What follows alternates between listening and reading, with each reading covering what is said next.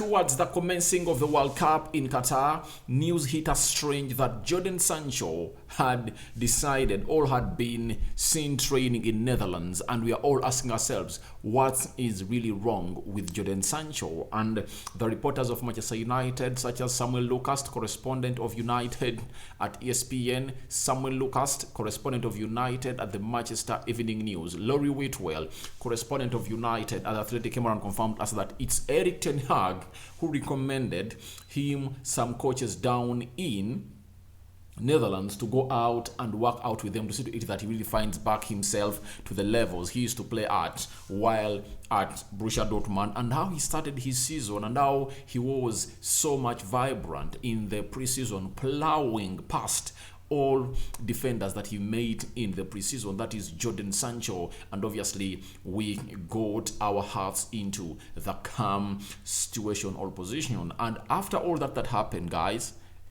we really had lots of question marks why he never returned to join United in the warm weather training camp that took place in Spain. He missed out on 2 games where United got 2 consecutive defeats against Cadiz 4-2 and Rio Betis 1-0. So finally,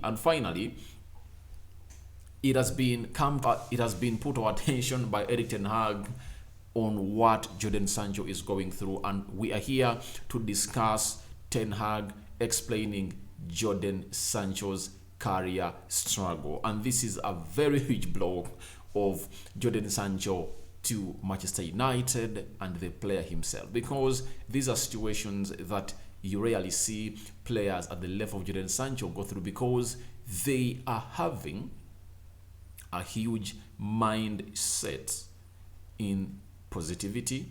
Secondly, their attitude is way out of this world, and it requires him to be at the top of his game to see to it that he is really going to be the player he has, because his prospect and ceiling were so high to an extent that the trajectory is trying to go on and really narrow to a level that all of us were asking ourselves, why is it happening? Obviously, here on the United Matters channel, that's what you're going to discuss. Rock and David is my name, and welcome to the channel, guys. Don't forget to subscribe, because we want to hit 10,000 subscribers.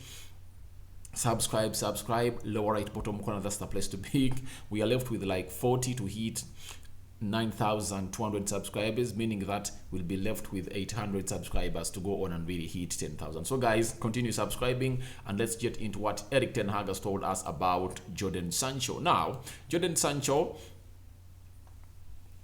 is Netherlands, and Ten Hag told the United website that sometimes there are circumstances with fitness and mood. Now, Sancho is on the physical program, and our aim is to get him back as quickly as possible. Now, this manager is a blessing to Manchester United, because he knows how to handle these players, right?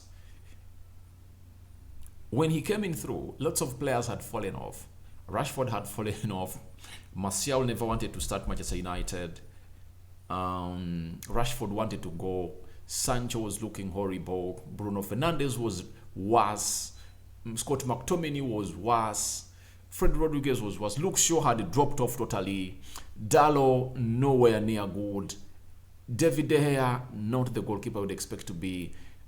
Lindelof, Rafael Varane, oh my God, world-class player, being trolled by our rivals that he is not the Rose-Rice Varane that we signed from Real Madrid. And he has made lots of wonders at Manchester United to an extent that very many players have made a very big turnaround at the club. So, according to Erik ten Hag, he's telling us that he had a fallback in form and he's having a physical program. Now, how many times have you heard that a player has been sent to a different country to go on and really attend to a different physical program to see to it that he gets back to where he is? Sancho is just 21, 22 years of age, very much in big plans of Erik ten Hag, as you're going to see this entire story. And he's telling us that this player is one of those that he needs at the club and wants him. He's on a different physical program in Netherlands, and Ten Hag has confirmed that. Then he continued to let us know that most of the time, if there is a drop in form comes slowly. On the tour, Sancho played really well. The start of the league, he played really well. After the break, his performance was lower after the international break. So I believe in Sancho's player quality of being permanent, but I think the form is temporary. As I've always told you, that class is permanent, but form is temporary. And Sancho has class. Trust me, he has class. And towards those games of Chelsea, Man City, Omonia away, you really knew that there was something wrong with Sancho. To an extent that when United played against Everton and 1-1, the manager couldn't get him on the bench to come up and really play a part into the game of Manchester United. It shows you how hard it had become for Sancho to go on and play a minute for Manchester United. He returned in the game of Chelsea. He played only 58 minutes and the manager took him off because he had lots of chances to take off players and he couldn't. And the reason as to why the manager was pissed to take him off in the 58th minute, in the previous minute, Sancho had gotten a ball and he had one defender to beat from the inside tunnel of the left side of the pitch, and he failed even to dribble past him. And guess who that was? It was Aspilicueta. He has slowed in pace. Sancho, some good jinking feet on him. Obviously, had a lot of things to do, but he couldn't really put United where it's supposed to be. And the manager said, get off, and he brought on Fred. And at least we got back into the game and got a 1-1 draw at Stamford Bridge. So I believe the manager is right. He played well in the preseason. Start of the season played very well. After that international break, where he was not invited or included into the team of England that was going to play in the UEFA Nations League, then a total drop-off happened for Jodan Sancho, something that we need to go all out and ask ourselves, what's really the cause of all this? But the manager knows, and that's why he sent him on a physical program down in Netherlands to see to it that he really gets back and better to the levels we want him to do. So I believe Ten Hag is the best person to handle this Sancho situation because he knows very many players that have been through this and he has really helped them to go on and do the needful. Now, after that,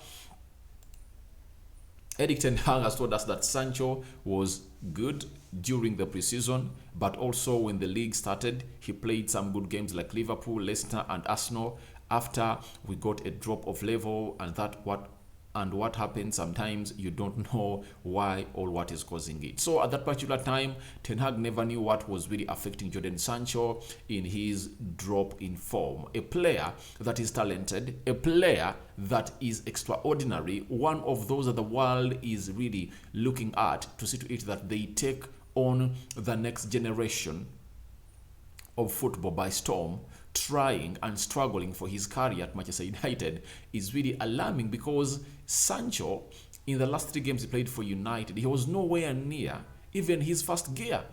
He was in negative. He was in negative because even when Sancho is in his first gear, he's a threat. You'll know that he needs to raise to the 3rd or 4th gear. But even when in his first gear, he's a threat.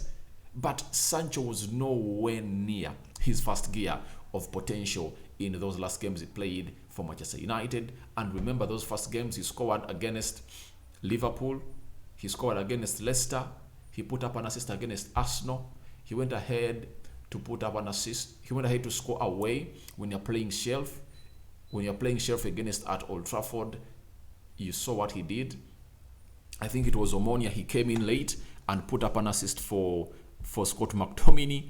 It shows you how hard it turned around. He was really on his peak, but dropped off suddenly. So that's why the manager is telling us that he never knew the cause of what Sancho was going in through, and he was struggling to know what the boy really wanted. And obviously, Ten Hag said, first you observe, but then also the stats back it up. And in the start of the season, he had goals and assists and his key moments and his key actions, and it became less and less. Have you heard that?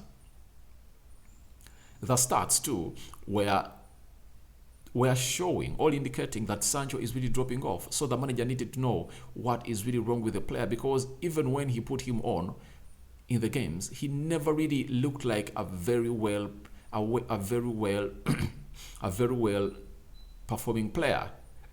And that best orchestrated itself in the game of Man City. I told you that if Anthony and Sancho did their work very well in the first half, there was no way Man City could go ahead and really beat us with this number of goals.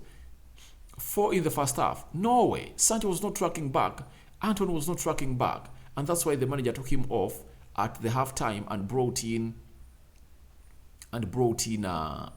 who was brought on. I think they brought another player to play into that position because it was really sad. It was a sad moment that Sancho couldn't track back. And that's why we really went ahead to go on and really lose horribly like that. Yet at the game of Arsenal, Leicester, Southampton, he played very well, tracking back. He ran himself out to see it that he put his body on the line for the club. And each and every time you don't put your body on line for the club, obviously your stats put down, because this game of football is all about intensity, running, and capitalizing on moments that you get, like a Jodan Sancho, known for his trademark of sending or wrong-footing players and jinking them. You see, that's what he's known for. If he doesn't do that, then his impact is not felt. And in the game of Omonia, that giveaway he gave, that giveaway pass to Malacia was really horrible, because the way they plowed through us was really horrible, and Sancho never tracked back. He remained standing. He never even trotted back to go on and save or cover up for the mistake he had done. That's when it became worse, because in the previous game of Man City, he had done it worse, and the manager gave him a second chance, and Sancho couldn't help himself or raise up himself to the occasion to save the day. Now after that, Ten Hag is telling us that that is what we are doing right now, trying to research and know, and now we try to get Sancho back. There is a combination of physical but also mentally. So Sancho is struggling physically and mentally, and the manager is really trying to get him back to the levels he's supposed to be. I believe when Ten Hag was coming to Manchester United, he was happy to meet players like Jodan Sancho because he knew his profile and quality and class and what he could add to his team. Most of us thought that it was going to be hard for people like Rashford to find themselves into the starting 11 of Erik ten Hag because of the quality of players like Jodan Sancho. But obviously, it is vice versa, and shows you how things turn evenly quickly.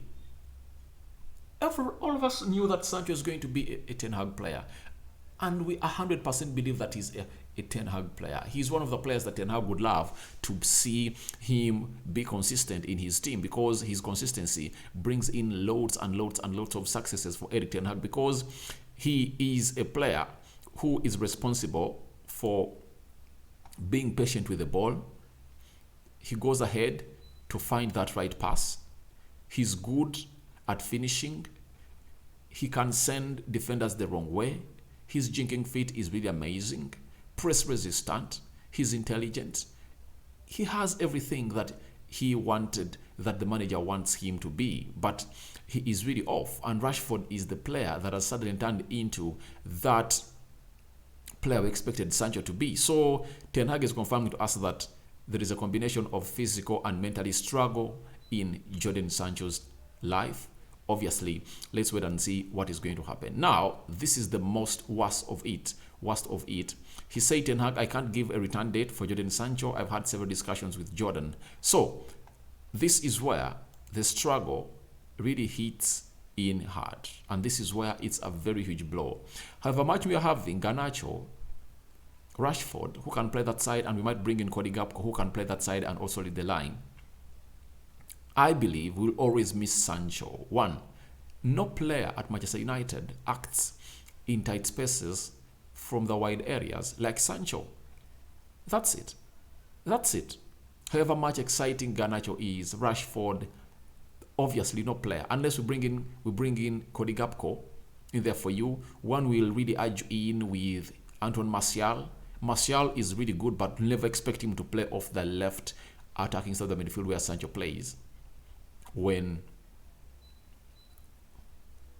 Ten Hag is still the manager of United, because he sees him as a centre forward. And secondly, why you're going to miss Sancho, and it's a very huge blow, it's because he plays also well on the right attacking side of the midfield. You can get off Anthony and put in Sancho. I believe he would have done wonders, and we are going to miss him, guys. we are going to miss him, guys. And it's one of the blows that really hit me hard when I heard that he's not traveling with the squad to Spain. This is where I got to know that it's really a serious issue with Jodan Sancho. I really got to know it's serious. It was not the usual issue. So let's wait and see when this lad is going to return. And after all that, allow me to take you through the fixtures of United, that they're really going to play the next 6 fixtures of United. And we thought that it was going to return on the fixture of Burnley on the 21st, but it looks like it's going to be hard. Let's wait and see when he's returning. But United on the 21st of December, we are playing Burnley at Old Trafford. 27th of December, Nottingham Forest at home. Wolverhampton Wanderers away 31st December. Bournemouth at home 3rd January. Everton at home 6th January. And we are playing Man City at home on the 14th of January. So when you look at all these fixtures, you can't tell me that we don't need Jodan Sancho. We need him. We need him. And let's put Jodan Sancho in our prayers to see to it that he returns early enough. But in all these fixtures, I think the heaviest is that of Man City. And I believe you're going to beat Man City. I believe you're going to beat Man City. And it's really going to be a very huge title deciding game, because Arsenal will be playing Spurs on that day. Then we are going to be playing City, meaning that if at all we beat City and Arsenal beats Spurs, if at all Arsenal would have kept its 5 gap margin in between them and City, by then they would go 8 points clear. And I believe there is no way City is surviving at Old Trafford. Do you know why? If you're having Rafael Varane back, as I'm seeing in the World Cup, Lisandro Martinez, Luke Shaw and Diego Dallo in that back 4, Casemiro, Eriksen and Bruno in that midfield, Anthony wide, Rashford left, Martial leading the line, they are done. They are done. That's it. You saw what happened when Casemiro came on the field of play, Anthony Martial came on the field of play, Rashford switched wide, Anthony switched wide right. You saw what happened. 3 goals went past them. That Man City central defense can be broken down, and with the brilliance of players we are having, we are really going to go on and really hit them. That's it. They are going to be beaten. And all of these games, I think they are winnable. I think Burnley is leading the championship, but I think we can beat it. Nottingham Forest, this should be a must-win for Manchester United to close down on Spurs. That's it. Because Spurs is really going to be having a very hefty fixture, meaning that we can come in and really become challengers and put them to the sword. Remember, Newcastle is also playing Arsenal on the 3rd. They might suffer a loss, and obviously United could come in and squeeze themselves in. So Wolverhampton Wanderers, this is a winnable game too. We can win it because they are no longer the other side they used to be. However, Mikel Portogui is coming in through, and he has been training with his team. I believe we are going to get these points. Bournemouth, Everton, we are going to beat these games. I think we can get 6 out of 6. It's possible. 6 out of 6. It's possible, and this is what we should aim for, because we need to set the level. And we need to send a warning to all those teams like Man City who went ahead and beat us 6. Why don't they come to Old Trafford and we give them a suffering of like 4 goals? We can make this happen, and I know we are going to win these games of football. So guys, tell me what you think about Ten Hag explaining Sancho's career struggle at Manchester United. Do you think it's a very huge blow for Sancho at Manchester United? Go on and really let me know what you think about it. Rokan David is my name. Smash the like button, comment and share. And don't forget to subscribe. How do you subscribe? Lower right bottom corner, there is a black button that has the word subscribe. Smash it. After smashing it, hit the notification bell that will enable you get notified every time I upload a video. I sign out. Rokan David is my name. May the Almighty Lord bless you abundantly. And don't forget to say a prayer to him, because he is the Lord God. In Jesus' name, amen.